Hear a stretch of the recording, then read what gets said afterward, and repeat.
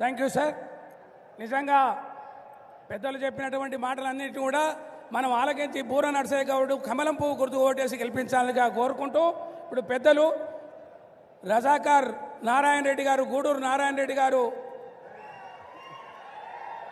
వస్తాను, నేను తీసుకొస్తాను, మాట్లాడాల్సిందిగా కోరుతా ఉన్నాం.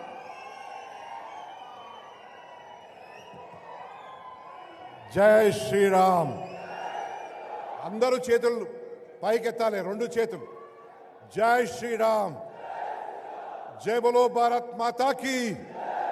వందే వందే.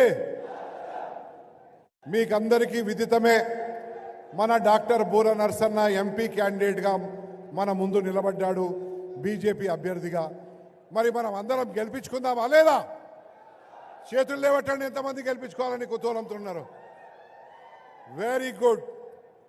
మీకు తెలుసు, గత 2 నెలల క్రితము రజాకార్ సినిమా తీసింది దేనికోసం? కేసీఆర్ అనే ఒక రజాకార్ని పాలదోయడానికి. మళ్ళా కొత్త రజాకారులు వచ్చిర్రు, మరి వాళ్ళని కూడా ఓడించాలి కదా, ఓడించాలా లేదా?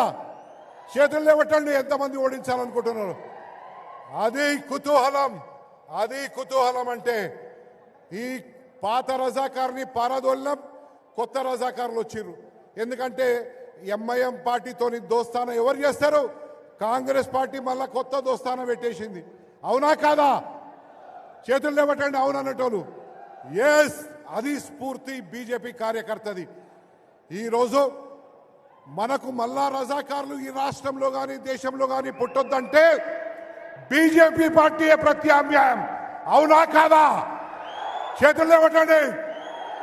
అది మనము ఎంతైతే కథన కుతూహలంతో మనం ఈరోజు ఈ ఎలక్షన్లో మన అభ్యర్థిని గెలిపించుకోవాలనే తపన మనలో ఉన్నదో, అదే పద్ధతిగా ఒక్కొక్కరు సైనికులై ప్రతి ఒక్కరూ 100 ఓట్లు వేయించే స్థాయికి ముందుకు పోయి మనం గెలిపించుకునే ఒక ఈ మార్గాన్ని సుగమం చేసుకోవాలి.